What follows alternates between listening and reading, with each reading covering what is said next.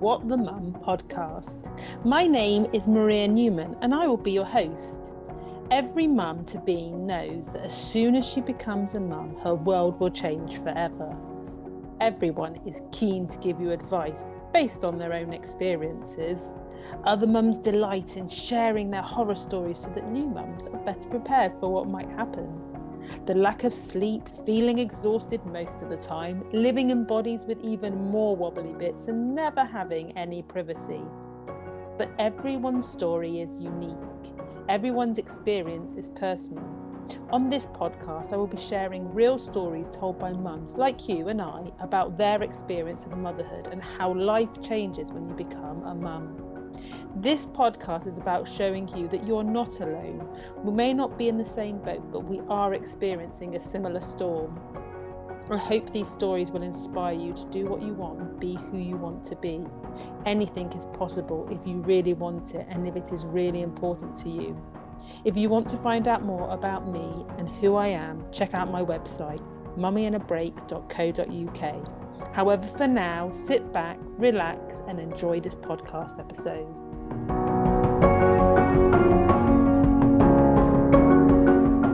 Hey everyone, thanks for tuning in. During this podcast series, I will be interviewing 6 awesome women who will be sharing with us their mum story.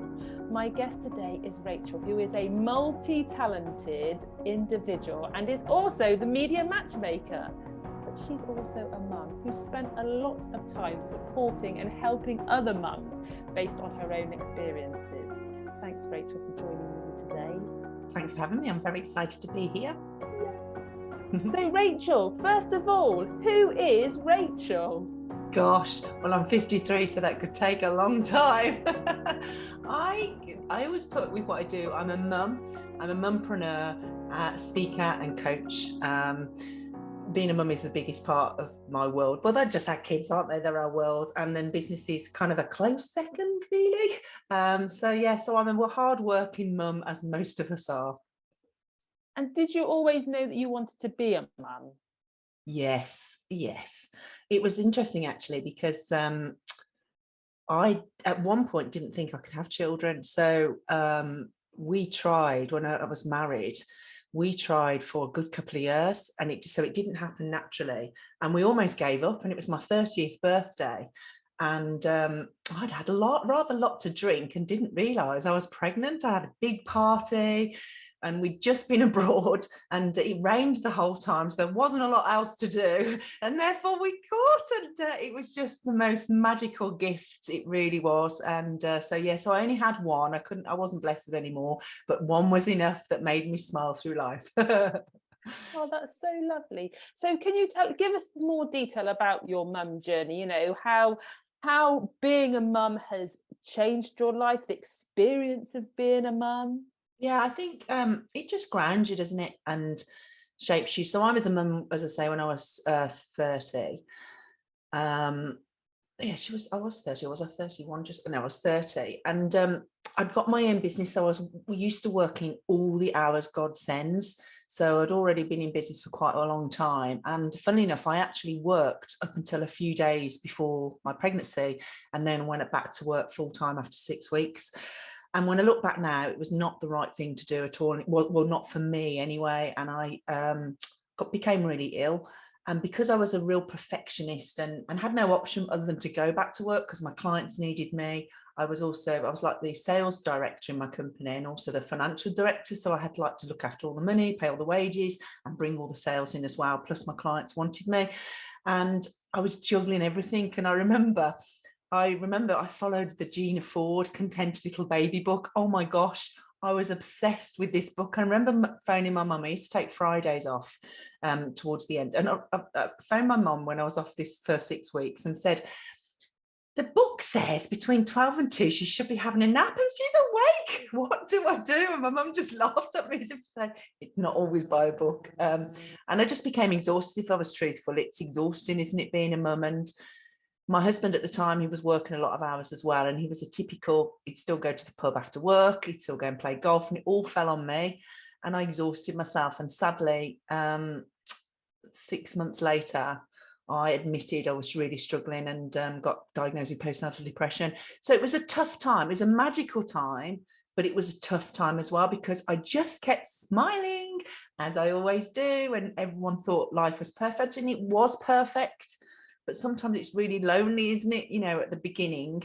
So it was a blessing. And also I did struggle a little bit, but then once I got help and I was back on track, it was fine. And I managed to get more of a work-life balance as Annabelle got older. So it's just been the best time. It really has been the best time being a mum.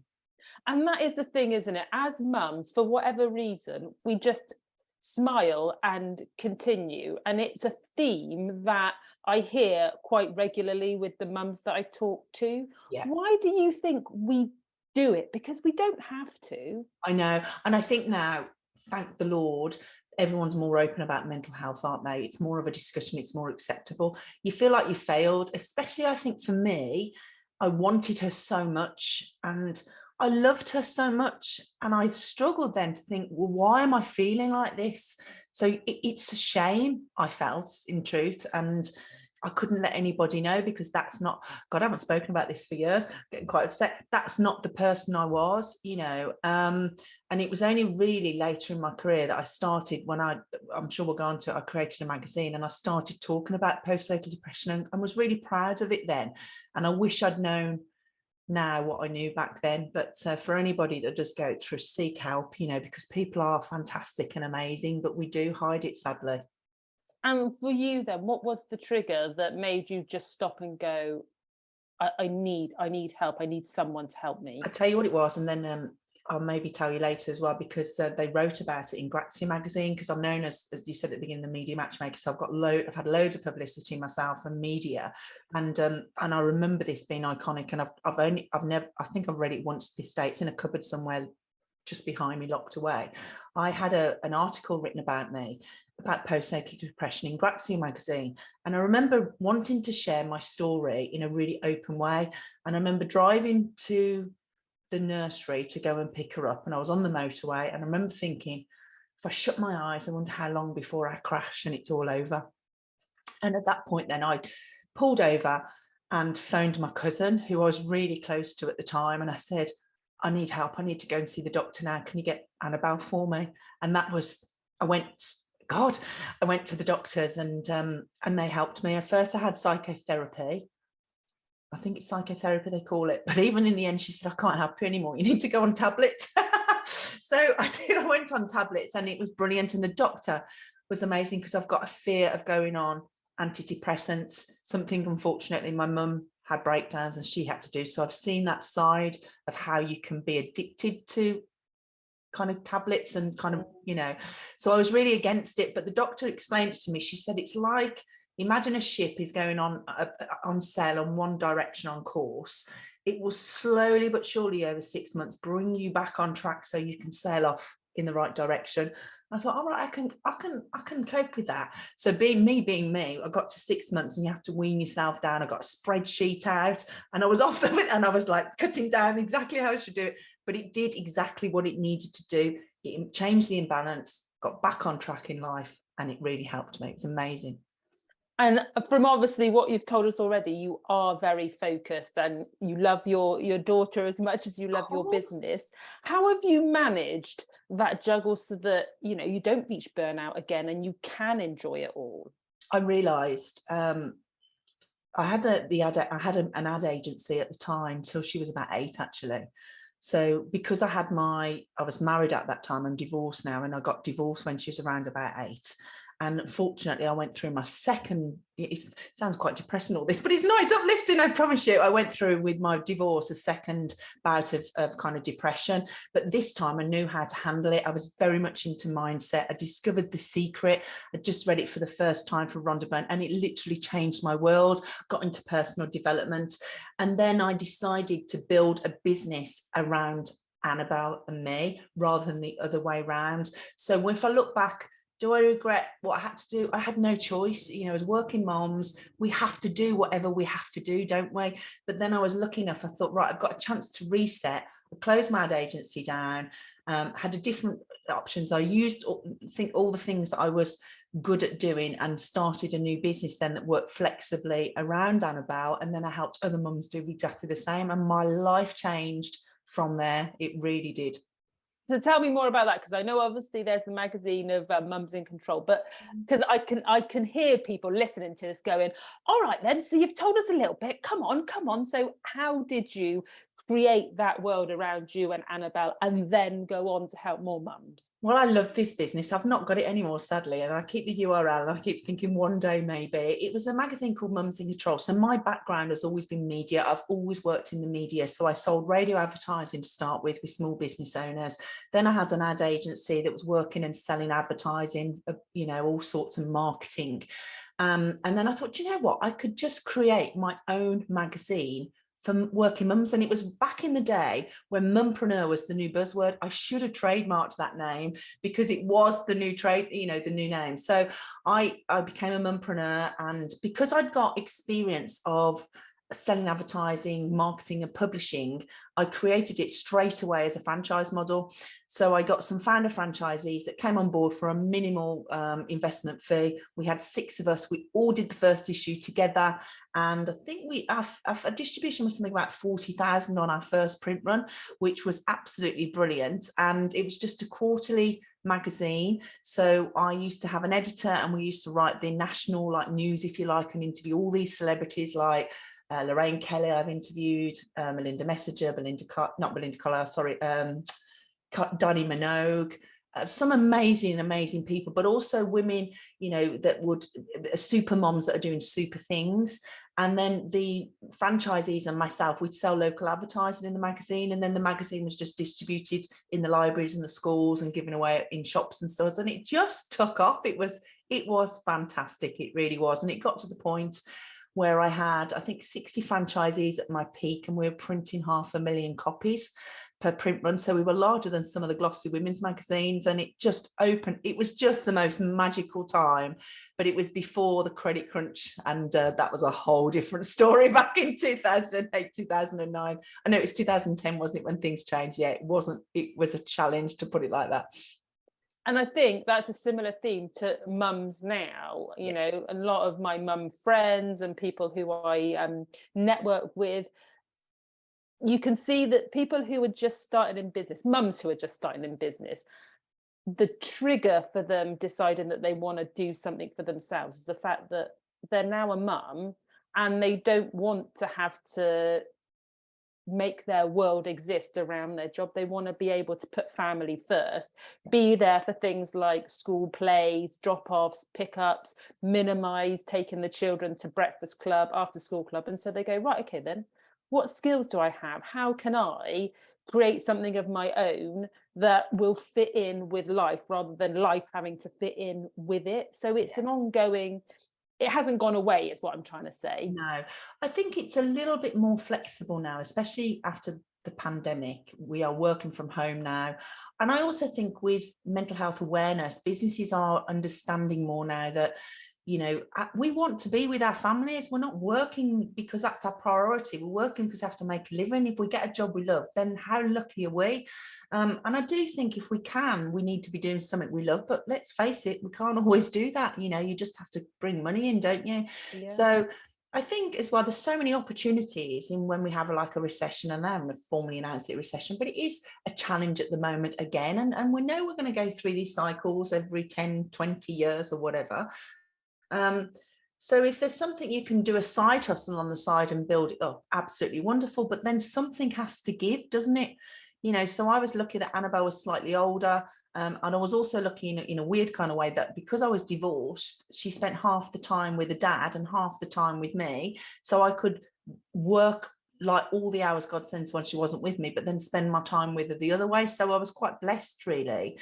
But also there's so many opportunities. When there's a recession, there are opportunities out there. It's just finding the right things. Like one of my clients that I help now, she set up her own franchise called, I think it's Leapfrog Sports, and she's doing amazing things. So she's helping parents, they can buy into it, and they do like multiple sports. So like at school when you go and you just learn either netball or footballs, they say try it all. Don't sign up to a soccer club or a football club or a hockey club. Just try them all and see what you like. And I think that's just genius. And now she's helping mums. So there are things, there's loads of flexible franchising that you might be able to look at, but do your research that, you know, you could either side hustle or change completely career wise.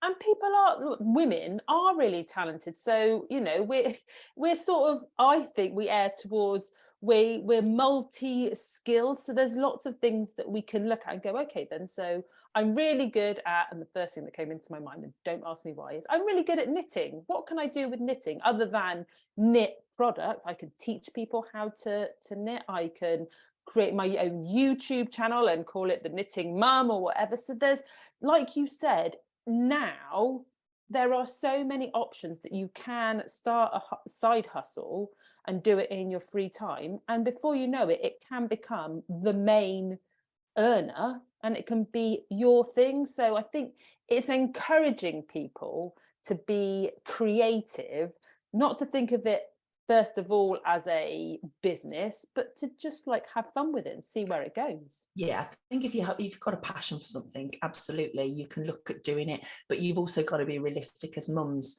as family, you know, breadwinners. We have to make sure we can look after our family first. And running a business, it's not easy. It's hard. You know, I've been doing this for 30 years now. So, and I still have the highs, the lows, the in-betweens. It's constantly zigzagging along in life, isn't it? You know, but would I change it? Absolutely not. I love the freedom and the flexibility, but it's not for everybody. But there are amazing resources out there where you can kind of learn new things. As you open university courses now, you can do if you want to retrain what you're doing. There's a brilliant website I use called, I think it's called workingmums.co.uk or something like that. I don't know, and I'm not part of it, but I recruited all my mums from that website because mums are genius. My PA used to be, back in the day when I used to have a PA, don't anymore. She was amazing because I allowed her to work flexible. And if you trust, they give you 120%. You know, they'll do the times once the little ones have gone down to sleep, and they'll catch up. They'll be loyal. They'll do what they can. They're honest with you because they're so grateful for that opportunity. So that there's websites out there that are desperate to have working mums do roles. So I'm a big, thick person of, you know, you can create whatever you want in life. You have to just believe it and do the research and find out what your options are. So if anyone's inspired, just do some research. You can be whatever you want to be, and just see if there's any jobs or support jobs out there that you can do either as a side hustle or as a main kind of day-to-day job. Exactly. Now, you are a font of lots of knowledge, and I know that you will have lots of advice for everybody out there. But before I ask you that question, if you were able to go back to, say, just before you became a mum, what advice would you give yourself? What advice? Don't sweat the small stuff. Gosh, we worry all the time, don't we? You know, the best book I ever read was How to Stop Worrying and Start Living by Dale Carnegie.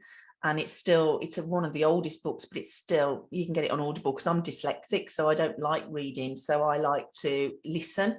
But it's just still now, it kind of makes you, I like a worst case scenario, and I'm one of the most optimistic people you ever meet. But if I've got my worst case scenario, I'm okay. So what's the worst case? Okay, so you can't pay your mortgage. Okay, what's the worst case? So therefore you've got to move house. Okay, so what's the worst case? We can move house, you can buy a house outright. Okay, that's not so bad. You know, I do all these things. I go through all these kind of worst case scenarios, because then if I've got a worst case scenario and I know I can cope, what's the point in worrying? You know, friendships, you fall out sometimes or have disagreements. You just think, am I going to think about this in a year's time? If not, really, what's the point in worrying about it now? Obviously with our children it's very different. We worry about everything with them, but I think that's the piece of advice I'd give to myself. Don't sweat the small stuff. And we do, don't we? Because all of a sudden we go from only being responsible for ourselves to being responsible for this beautiful bundle of joy that cannot look after themselves yet. And so we've got to look after ourselves and look after our baby. And I think we do end up tying ourselves in knots because we worry about everything. Yeah. And we're not experts in being a mum, but we're experts in knowing our babies. Yes. Yeah. I think it's, what do they say? They say if you're looking forward, you're anxious. If you're looking back, There's a saying, but if you're in the now, you're present, and that's why it's a gift. You should be in the present as much as we can. And I know it's very difficult, and it's a sweeping statement because you can't help it. If there's the tiniest little thing to do with our children, then it's the biggest thing in our minds at that time. What is it they say? You're only as happy as your unhappiest child, and I think it's true, isn't it? If they're going through challenges, it's hurting us a lot harder. But most things are fixable. I shouldn't say everything, but most things are fixable, and it's having good people around you in the support. But again, try not to worry, because it solves nothing. It really doesn't solve anything. And I think there is a statistic that says that 80% of the things we worry about never happen. So you're thinking, oh my word, there's 80% of our energy is going towards something that is never going to happen. And therefore it's just a waste, isn't it? And we all have this little thing going on in this conversation going in our head, constantly telling us and talking to us, but it's a choice on how we react to it, whether we block it out and say, right, okay, I'm going to park that and move forward, or you put some happy music on, or you do, or you can say, right, okay, so this is the scenario that's going in my head. Let me do, so I like to do research and kind of, and think, what are my options, A, B, C, D, E, and then I think, well, those are my options. I just pick one and move on. There's no point in worrying about something, but if you don't know about it, then you're kind of going into it blind. So I feel happier when I've done some research and picked about it. But you're right, the statistics I would imagine probably even higher than 80%, but yes. So give me an instant where, being a mum, you had something really challenging in front of you and you dealt with it. Because obviously, being mums, we have challenges all the time and we do get through them. So share your experience. I think divorce for me was the biggest thing. It's hard, and it's heartbreaking for what you're putting your children through, even though now it's almost acceptable, isn't it? It's like the norm to them. And I think it's how you cope with it. And I look back and I did the best I could. I'm not proud of everything I did or how I was. And, and I had counselling at the time. Counselling has always been the best thing for me. I'm a big believer of therapy. It just works for me. But yeah, I think divorce was one of the hardest, trickiest things, because they're your world that are losing the two people that they trust in their life. So it's navigating through that. And especially if it's a difficult relationship between you and your ex, I always kept up positive. I never ever, put a negative spin on the dad. He's a good dad, and I think that was the hardest thing. And then seeing them having to go from one house to another breaks your heart, and you pack their little suitcases and off they go, and then you miss them so much. And then so that was the hardest challenge, and probably also my proudest, I hope one of my proudest times, because I did the best I could, truly. But it was an unexpected bump in life, but it is what it is. And back then, because self-care is a big thing now, and we talk about self-care and recharging your batteries and refilling your cup. Were you able to look after yourself as much as you trying to look after your daughter and make sure the transition was as less bumpy as possible for her? Yeah, I was lucky, because as I said, I started to look into this whole personal development stuff. So The Secret did literally change my life. And then I started following people. I went to a Christopher Howard seminar, who's someone from America, but I kind of got into that whole mindset stuff. And because I've got a flexible business, I was lucky because I did have that balance, so that when I had my time with her, I could. And I went to every school. Well, actually, I say I went to every school production. I missed one, and I was at my desk and I was doing nothing. I just forgot.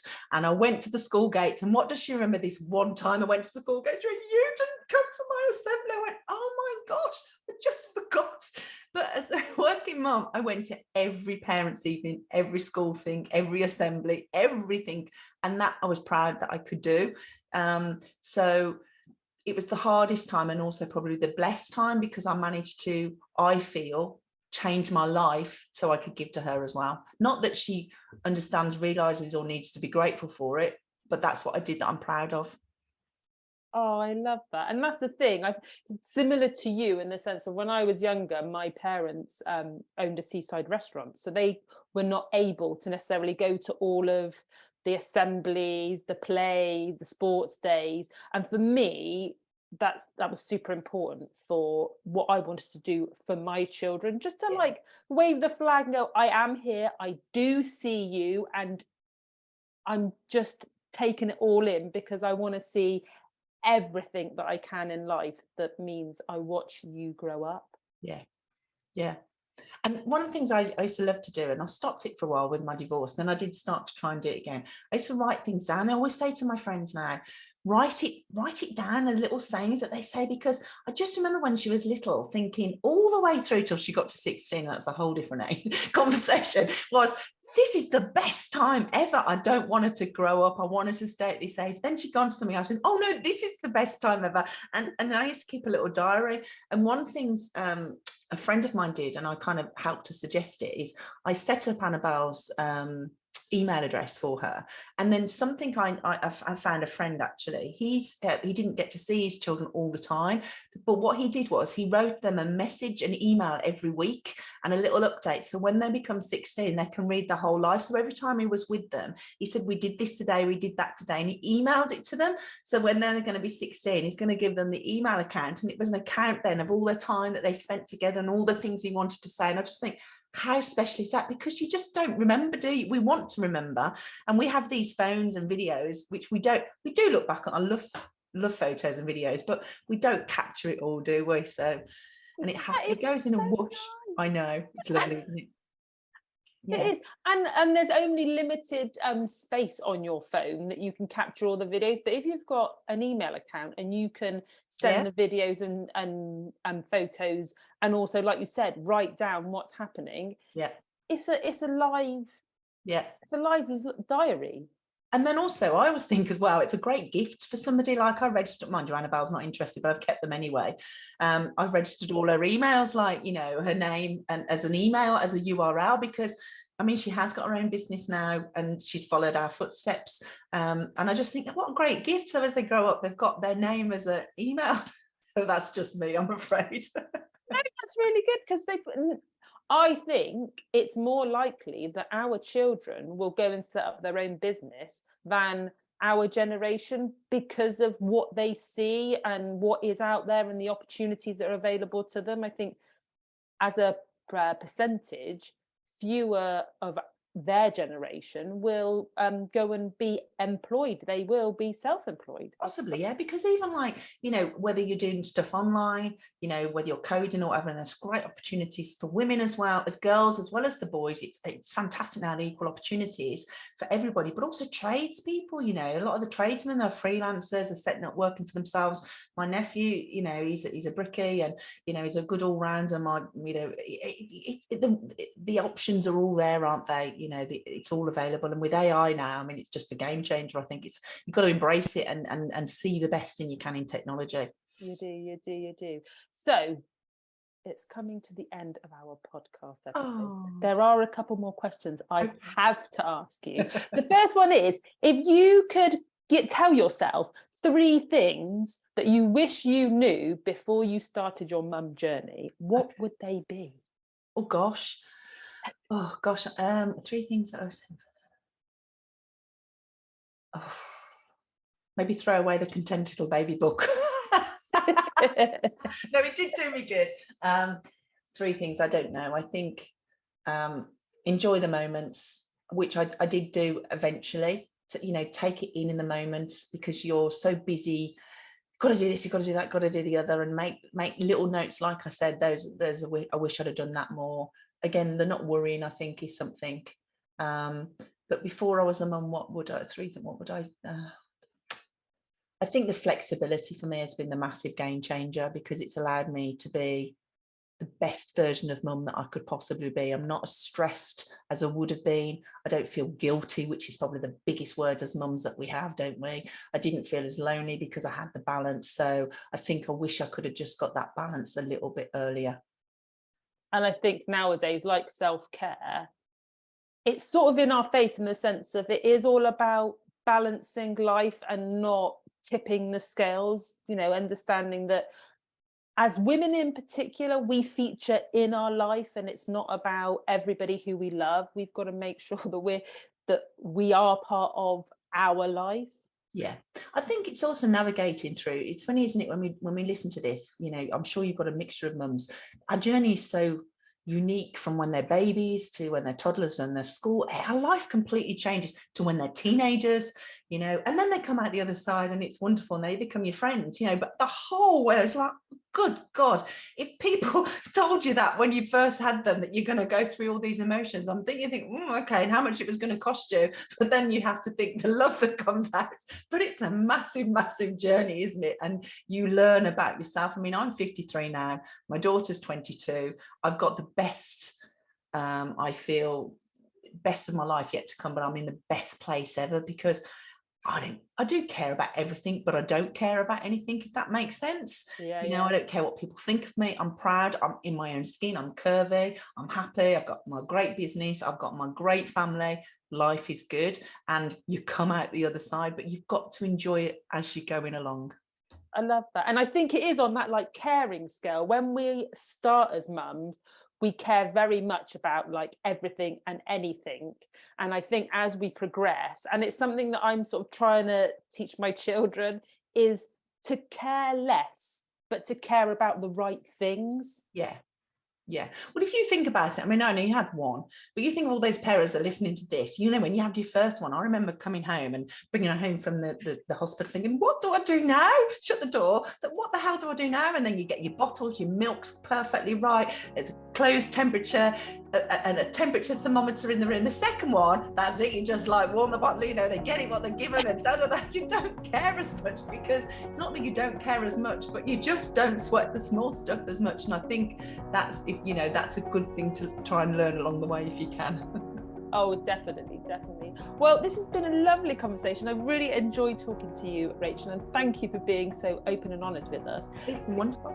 Oh, thank you. Before we wrap this up, I know that people will be listening to this and watching this and going, I need to be in Rachel's world. Please make it easy for them and tell people how they can come and find you and connect with you. Well, if you just search, I've got a business called Media Matchmaker. So if anyone wants publicity or wants to connect to journalists, then they can. But if you just Google Rachael Media Matchmaker, you'll find me. Now, unfortunately, my mother decided to name my name Rachael. So you might have to search it like that. But yeah, just Rachael Taplin.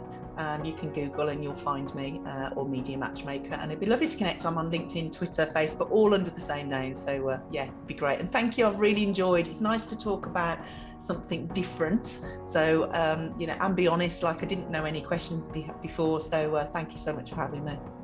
You are most welcome. So all that leaves me to say is thank you, Rachael, for being my guest today, and thank you, everybody, for watching and listening.